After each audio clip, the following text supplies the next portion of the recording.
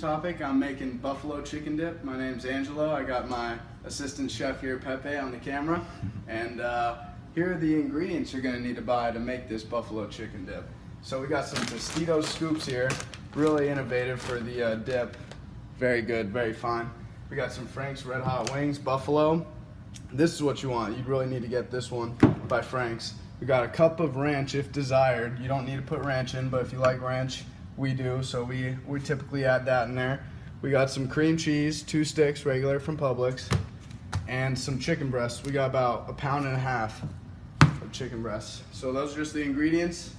The materials basically needed are you're gonna need a pan and a baking pan to bake the dip after you make it. Those are basically all the ingredients you need, other than like a spoon, a knife, fork, simple materials. But we're gonna take a quick commercial break. Be back with the chicken on the stove cooking.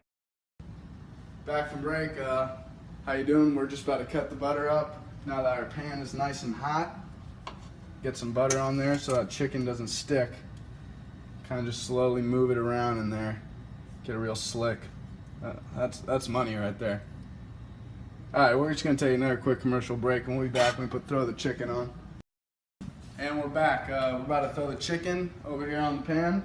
So what you're going to want to do is get a knife, cut the wrapper off the chicken, open it up, make sure you wash your hands before and after handling this raw chicken. Now let's come over here. So it might be a little sticky on the bottom, so just use a knife to unstick it a little bit. Move it around there, make sure the butter gets all up on the bottom so it doesn't stick to the pan.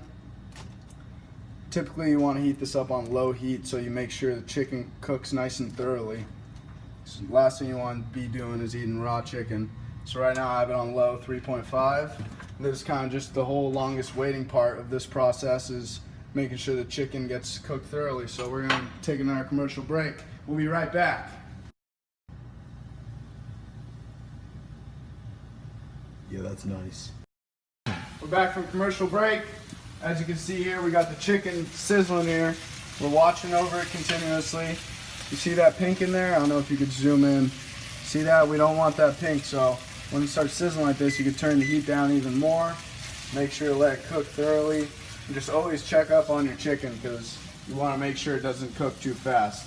So this is more of the longer process, so as we wait a little bit more, we're going back into commercial break. We'll see you. Back from commercial break. Over here, while you were gone, I cut it up with my spatula and just let it cut into small pieces. Make sure it cooks thoroughly. As you can see in there, it's getting white. There's still a little bit of pink left, but we're getting that all out right now, cooking on really low, as you can see. Just kind of letting it settle. And you see right there, it's also pink. So you want to put it on there and just keep that cooking. We'll be right back in a bit while these finish up. Welcome back. Chicken's just been done getting cooked nice and thoroughly. As you can see when I cut through here,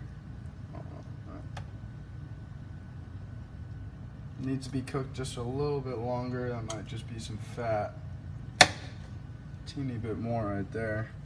But that's why it's always smart to cut into your meat first. As you can see, it's still a little pink, so we need to still cook this just for a little bit longer. As we wait for that, we'll take another little commercial break. See you soon. And we're back live. Our chicken has now been cooked. I identified the chicken, made sure there's no more pink left, and right now, since we don't have a cutting board, just moved into our new kitchen, we're just gonna have to cut it in the pan. So for others, I would really advise that you guys get a cutting board and cut the chicken, because this harms your pan, to be honest, and we shouldn't be doing this, but there's really no other way for us right now. But for now, this is when the work of just cutting the chicken into small slices to make sure that it's not too big to fit on a chip. Now as you do that, it's going to take some time. It's always helpful when you have more than one cutter doing it, but as you can see, my assistant chef is filming right now. But yeah, he's the one who told me the recipe, actually.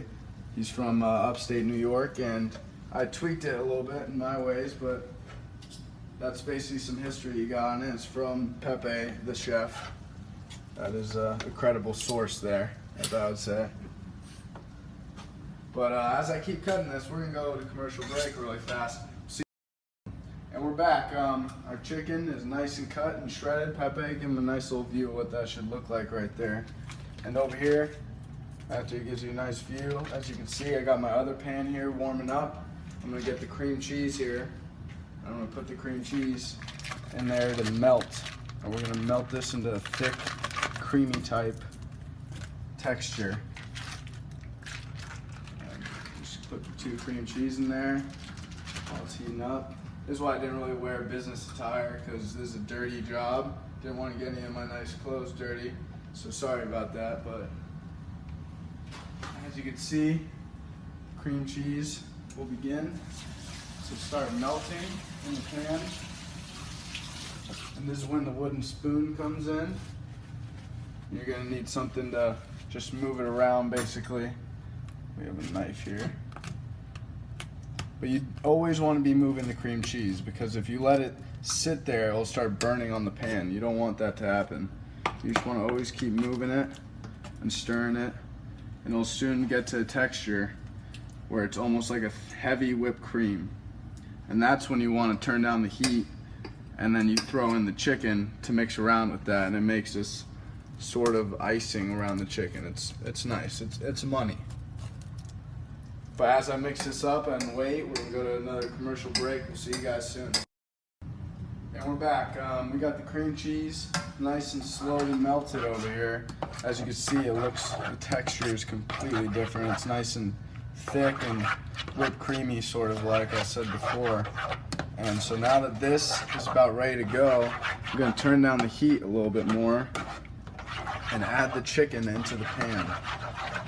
So we had the chicken just on low that entire time, just to make sure everything was cooked and the chicken is nice and somewhat crispy. So I'm going to turn off the heat right here. Mix this around a little more.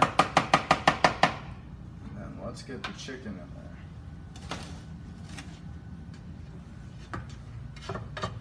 So we got a lot of chicken from how much breast we bought. You kind of just throw it in the pan. Oh yeah, that's nice. Yeah, it's real nice. Get all the chicken you can for all those meat lovers. We'll just put the pan over. Now you're gonna want to mix it around with the cream cheese. That is nice. See, this is one of our favorite Sunday meals here, which is why I look so excited to make this. I haven't eaten anything all day. This is kind of our only Sunday meal kind of tradition. I'm glad to show all you rookies out there how to make it. Any specific names as who is a rookie? No, I don't want to put anyone on the spot here. I know we're on national television and stuff like that, so you know. But as you can see, looks really creamy. All that cream cheese going around in here. Now you're about ready. Show them what that looks like. Almost looks like a potato salad, wouldn't you say? Yes, that's about right. Yeah. I would say it's like potato salad. Once you get that look, make sure there's no cream cheese on the bottom. Get it all mixed up. You're about ready to throw in that Frank's hot sauce and ranch. So over here, we have our ranch ready. I think we'll start with the hot sauce first, though. Rip that open. How much you want to put in a cup, you'd say? Yeah, Should we start cup. with the ranch then? Yeah. I would say start with the ranch. So we have a cup of ranch here. You're just gonna dump that in there. Get it nice. Here's a knife to scrape it out. Yeah. Make sure you get all the ingredients. Yeah, that's true. You want to get the full cup. You get the full effect of it. Just want to get as much ranch as you can on there. I know this video may be long, but it's definitely worth it in the end when you have that chicken dip sitting in front of you. Let me tell you that much. So now we got all the ranch in there. Pour up a quick cup. Frank's red hot sauce. Pour a little bit more, just to give us that nice hot feeling.